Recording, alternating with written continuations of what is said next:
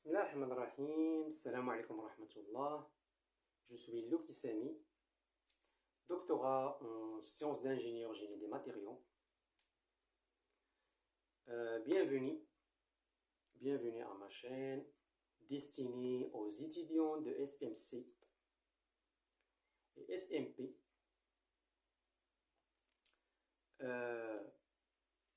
pour corriger ou pour la correction des examens de cristallochimie, de thermochimie, chimie d'électrolyte ou électrochimie. Pour recevoir mes corrections, n'oubliez pas de s'abonner à ma chaîne. Concernant cet examen de cristallochimie, il est composé de 4 parties. La première partie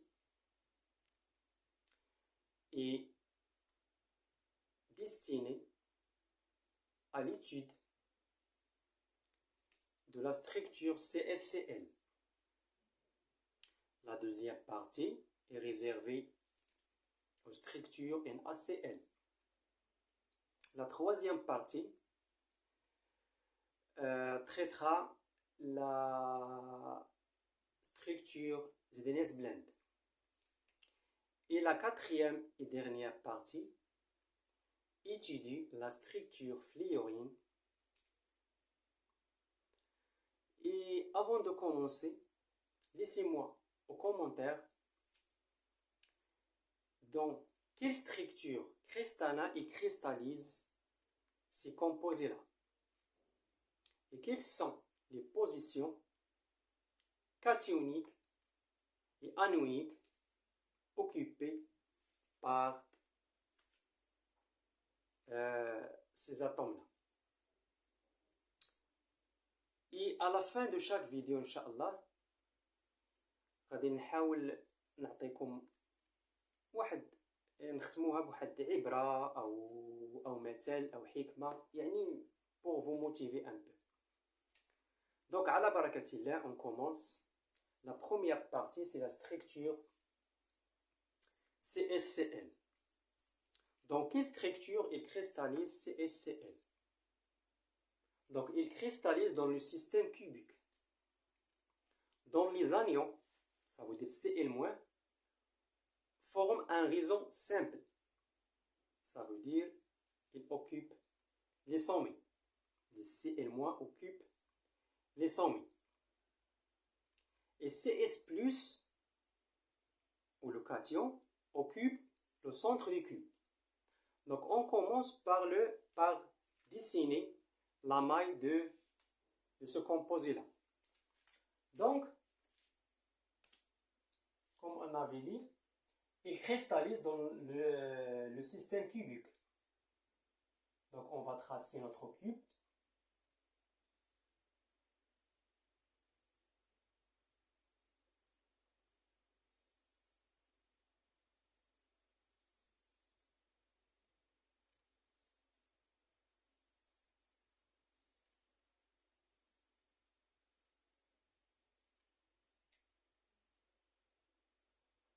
Voilà. Donc, ce cube, il est caractérisé par des sommets. On a combien de sommets ici? 8. 1, 2, 3, 4, 5, 6, 7 et 8. Et 6 faces. 1, 2, 3, 4, 5 et 6. 2 faces. Une face en haut, une face en bas, une face à droite, une face à gauche et une face devant et une face derrière. Et des arêtes. 12 arêtes. 1, 2, 3, 4, 5, 6, 7, 8, 9, 10, 11 et 12. Voilà les caractéristiques des caractéristiques générales d'un cube. Donc, ce composé cristallise dans le système cubique, dont les anions occupent les sommets, forment un réseau simple. Donc, il occupe le sommet. Donc, chaque sommet, il est entouré par un atome de Cl-.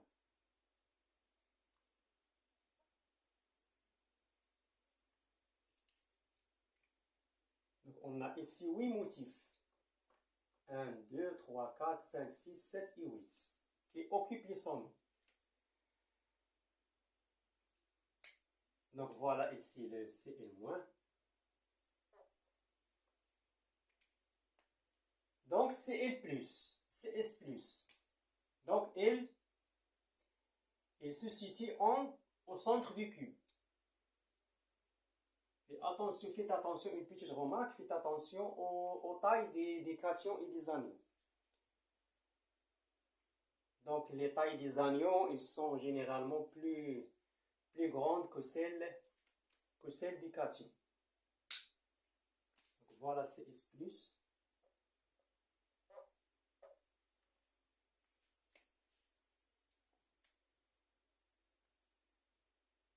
Donc voilà notre maille. Donc maintenant, deuxième question, projeter la maille sur le plan X, O, Y. Qu'est-ce que ça veut dire? Ça veut dire qu'on doit projeter cette face-là qui est en haut à cette face qui est en bas. C'est comme on élimine l'axe Z. Autrement dit, c'est comme vous voyez la structure de ce côté-là. Ou la maille de ce côté-là.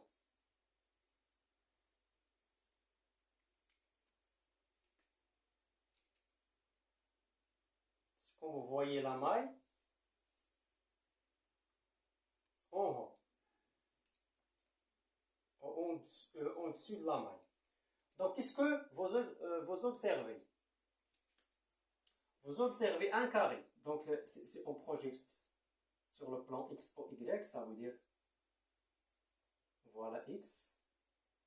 On représente les axes X et Y. Donc, qu'est-ce qu'on voit? On voit un carré. Un carré. Donc,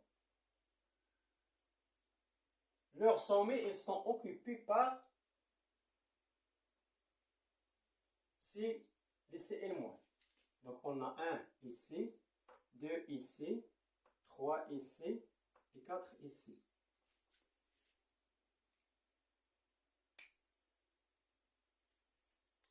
Et qu'est-ce qu'on voit aussi? On voit Cs+ au centre. Voilà.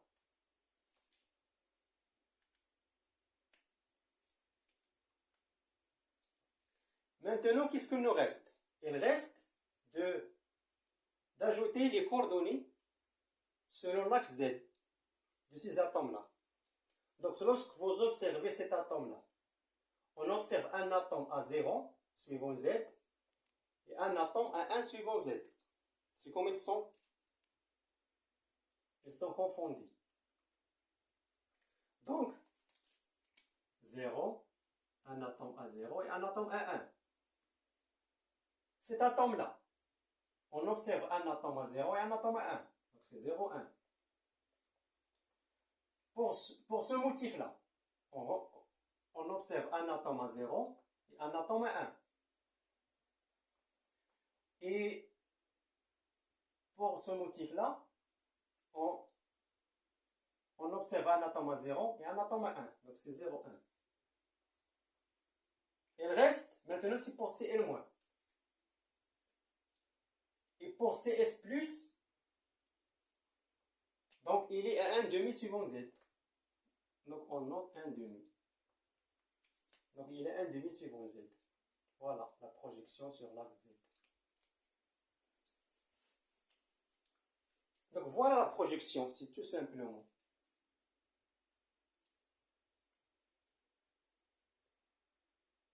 C'est-à-dire vous allez décrire ce que vous observez de ce côté-là.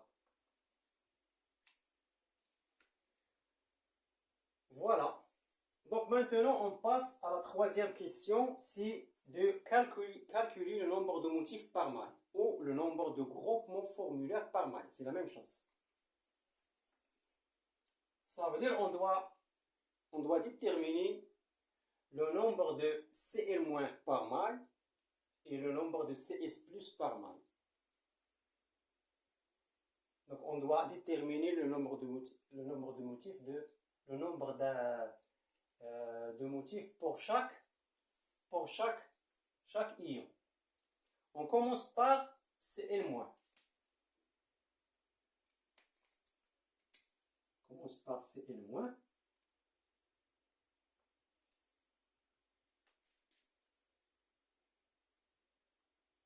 Donc, voilà notre maille. Combien on a de CL- par maille?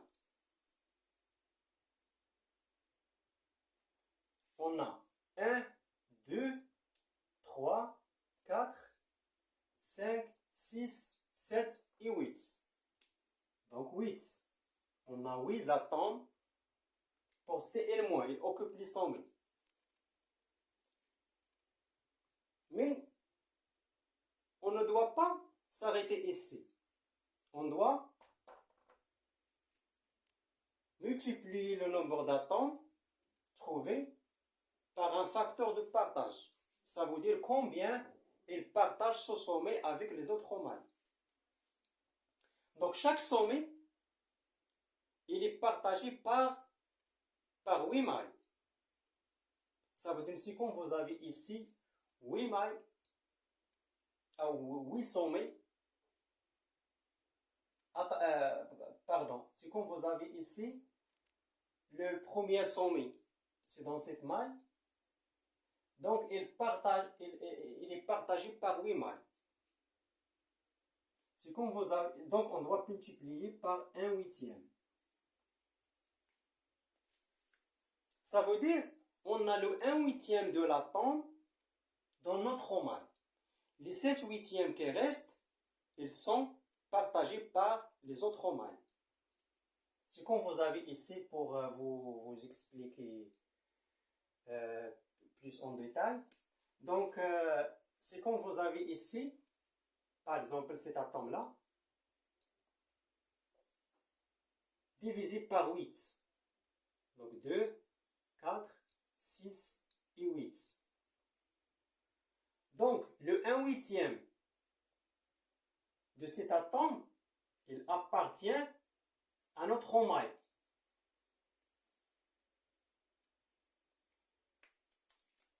Ça veut dire c'est le 1/8 qui est occupé par le sommet de notre maille. Les 7/8 qui restent, ça veut dire 1, 2, 3, 4, 5, 6 et 7, ils appartiennent aux 7 mailles qui restent. Les 7 mailles qui restent. Donc, il appartient aux autres mailles, aux 7 mailles qui restent. Les 7 mailles.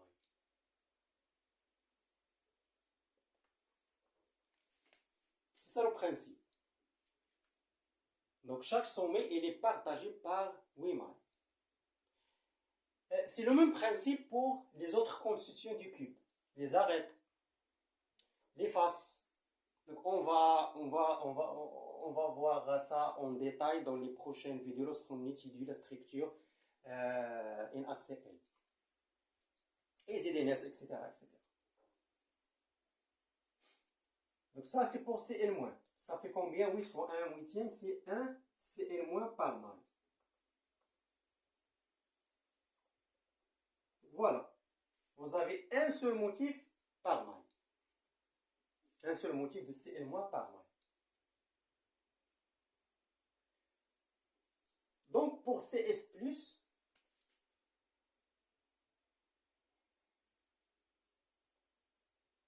on a un seul atome. 1 fois 1. Ça veut dire il ne partage rien avec les autres mailles.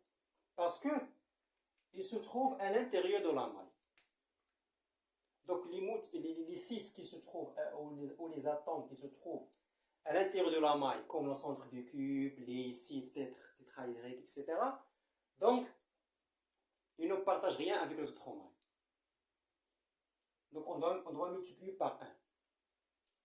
Ça fait 1 CS plus par maille. Donc, lorsqu'on fait le bilan, donc on a un CL moins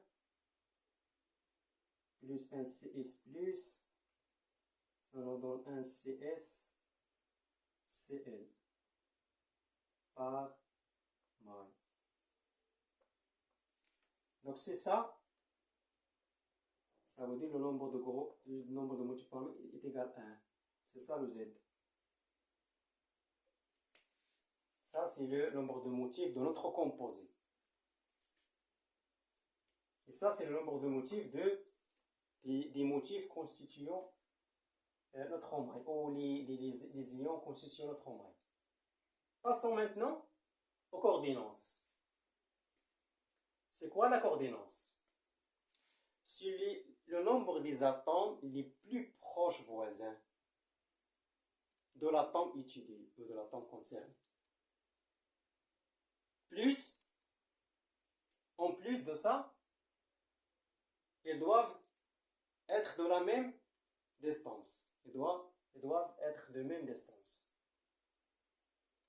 Donc, c'est le nombre d'atomes les plus proches voisins et qui sont de même distance. Donc, commençons par la coordinate, par exemple, de CS+. CS+. Donc, la coordinate de CS+. Quoi est égal? Donc, on a toujours la même chose pour la coordinance. L'atome le plus simple à étudier, c'est les atomes qui sont à l'intérieur. Que ce soit du point de vue coordinance ou nombre de motifs. Donc, ça reste plus facile à étudier. Donc, cet atome-là, CS+, il est entouré par combien de Cl-? 1, 2, 3, 4, 5, 6, 7, 8. Ils sont les plus proches. Et pourquoi on a choisi les C8, Cl-? Parce qu'ils se trouvent ils se trouvent de même distance, les uns aux autres. Par exemple, CS+, Cl-. La distance CS+, Cl-. À quoi est égal? A racine de 3 sur 2. Parce que la distance de la grande diagonale de là à là, ou de là à là, est égale à racine de 3. La distance de là à là, c'est a racine de 3. Donc la moitié, c'est a racine de 3 sur 2. Donc la même chose pour cette distance-là. La même chose pour cette distance-là, pour celle-là, pour celle-là, pour celle-là, pour celle-là et pour celle-là. Donc ils sont situés de la même distance. Donc la coordinate est égale à 8.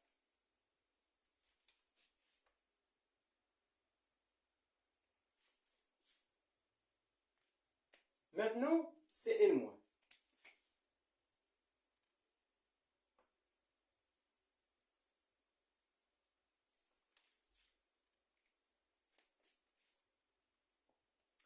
Donc, si on prend cet atome-là, Cl-, cet atome-là, il est entouré par combien de CS+, les plus proches voisins, et de même distance? Donc, on a un CS+, appartenant à cette maille, et comme chaque somme il est partagé par 8 mailles, donc on a première maille contient CS+, les 7 mailles qui restent, ils contiennent les 7 CS+. Donc ça fait combien? 7 plus 1, c'est 8.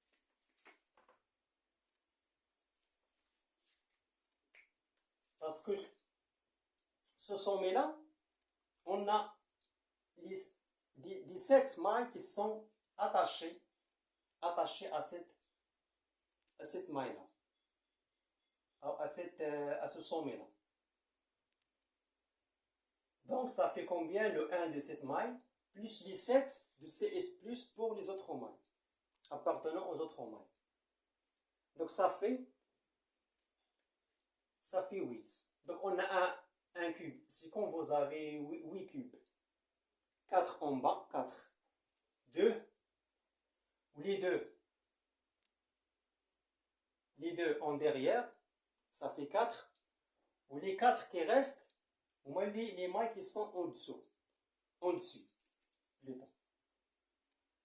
Donc ça fait 8. 4 en bas, c'est quand vous avez 4 cubes en bas et 4 cubes en haut. Ça fait 8.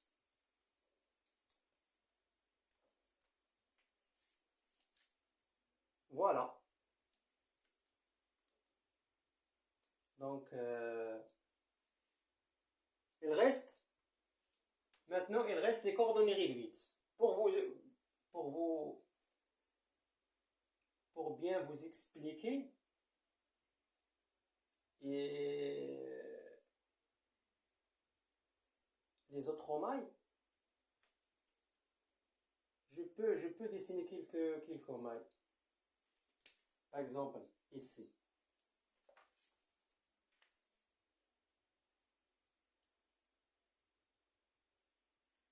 Ici.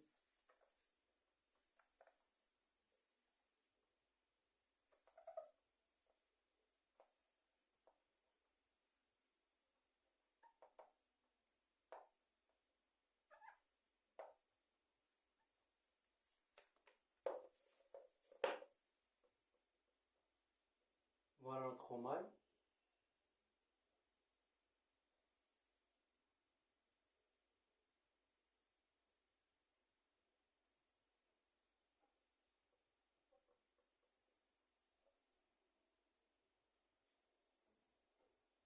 Notre maille.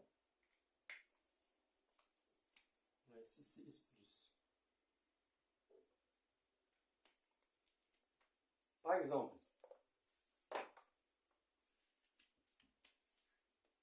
on dessine l'autre maille qui est juste à côté. Par exemple, ici.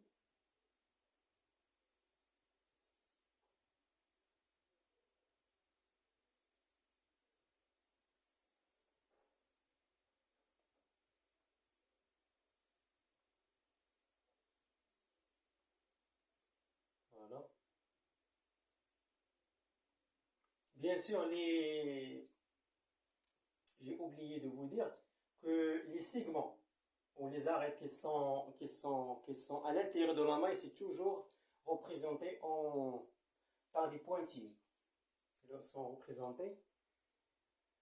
représentés en pointillés. Donc, j'ai ici,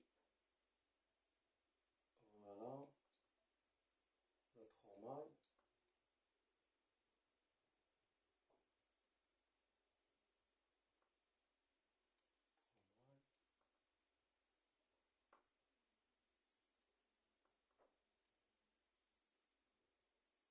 Voilà notre maille.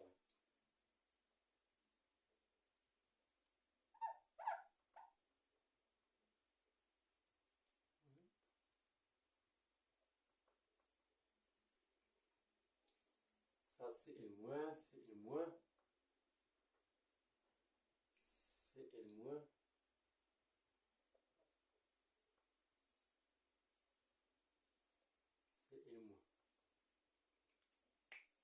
Et on a ici un CS+.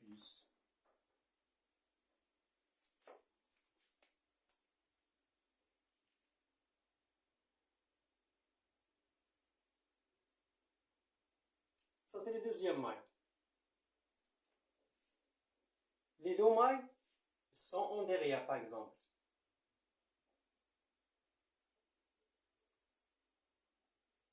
Et on trace aussi des mailles qui sont en dessous, en haut, des 4 mailles, la même chose. Donc, vous avez ici le 1, le 2, le troisième qui est en derrière, le quatrième qui est en derrière. Ça, c'est en bas, on a 4. En haut, lorsqu'on trace les 4 cubes en haut, en dessus de ces 4 mailles, on aura les 4 CS plus au centre de chaque cube. Donc ça fait 4 en bas et 4 en haut, ça fait 8. Donc c'est ça.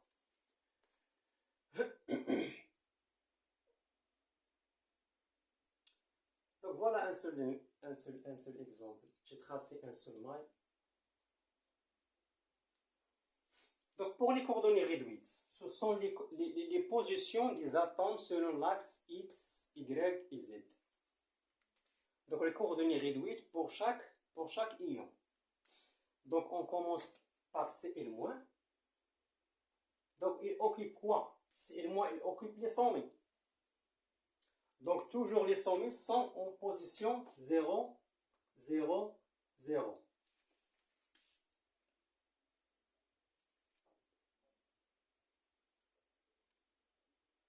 Donc si on veut démontrer d'où vient cette position 0, 0, 0, pourquoi toujours vous avez un sommet à position 0, 0, 0? Par exemple, si on prend cet atome-là, ça c'est facile. Il est déjà en 0 suivant X, 0 suivant Y et 0 suivant Z. Si on prend par exemple en numéro de ça, 1, 2, 3, 4, 5, 6, 7 et 8. Ça, c'est vous l'avez démontré ça en cours. Mais ce n'est pas la peine. On refait ça à cette séance pour bien vous expliquer d'où vient la position 0, 0, 0. Donc, par exemple, la position 1, c'est en 0, 0. La position 1. La position 2, le motif 2, c'est en position. La position 2. C'est à 0 suivant X.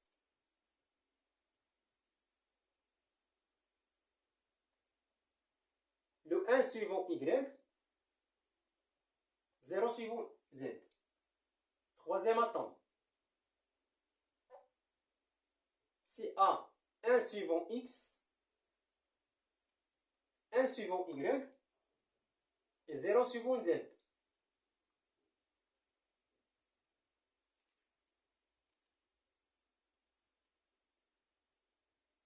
Voilà. C'est à 0 suivant Z. Quatrième atome. Cet atome-là. Ce motif, il est à 1 suivant X, 0 suivant Y et 0 suivant Z. Cinquième atome. Il est à 0 suivant X, 0 suivant Y et 1 suivant Z. Pour sixième atome, il est à 0 suivant X, 1 suivant Y et 1 suivant Z. Pour septième atome, il est à 1 suivant X,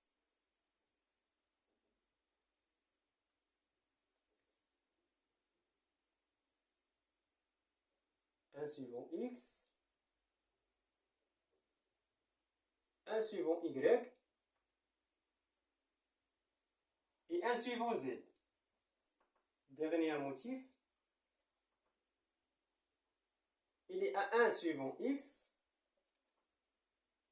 0 suivant Y et un suivant Z.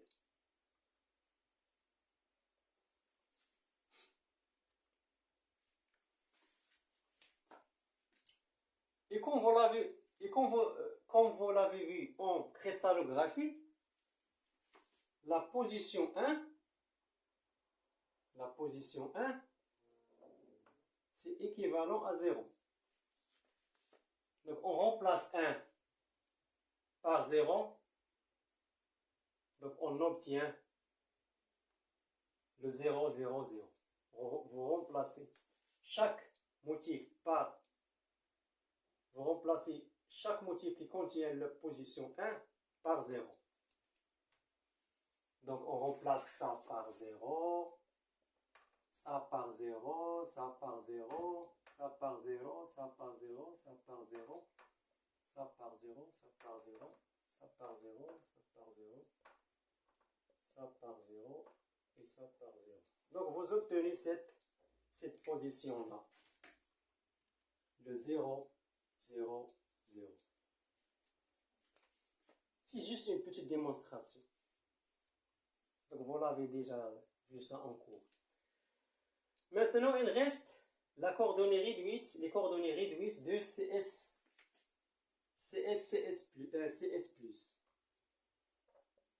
Donc c'est facile. Il y a un demi-suivant X, un demi-suivant Y et un demi-suivant Z parce que il se trouve au centre du cube. Dernière question, c'est de calculer la masse volumique de ce composé-là. Donc, à quoi est égale la masse volumique? C'est le nombre de motifs Z fois la masse molaire de notre composé CSCl sur le nombre d'Avogadro fois le volume de la maille. Donc ça, Z, la masse molaire de CS plus la masse molaire de Cl sur le nombre d'Avogadro fois le volume de la maille. À quoi est égal le volume de la maille? C'est A U cube. Donc, parce que notre maille est un cube, donc son volume est égal à A U cube. Donc,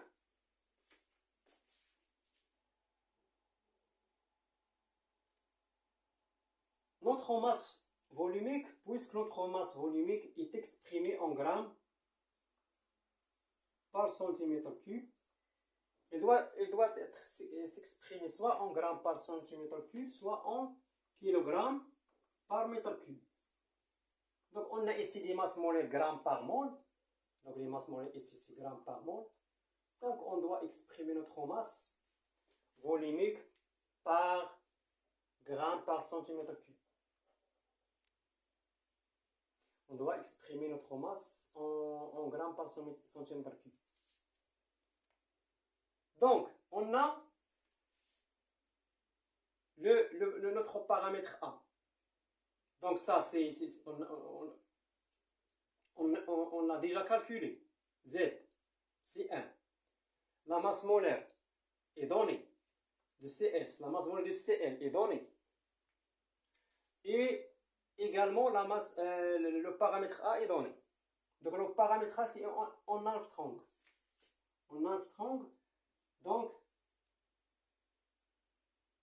on a un Armstrong est égal 10 moins 10 mètres est égal 10 moins 8 centimètres. Donc, application numérique. Donc, vous avez Z, c'est 1 fois votre masse CS plus Cl sur le nombre d'Avogadro, c'est 6,0210 à la puissance 23 fois le nombre A. doit multiplier notre A par 10 moins 8 cm pour avoir le centimètre cube. Donc le tout au cube. Donc voilà. Vous aurez le A au cube fois 10 moins 24. Et vous faites votre calcul. Donc on arrive à la fin de notre correction de la première partie de notre examen de cristallochimie. La prochaine fois, Inch'Allah, on va étudier la structure NaCl. Donc avant de quitter, laissez-moi en commentaire dans quelle structure il cristallise le NaCl et quelles sont les positions occupées par les Cl- et Na+. كما وعدتكم غادي نختم مقولة تحفيزية أو سميوها كما بغيتو.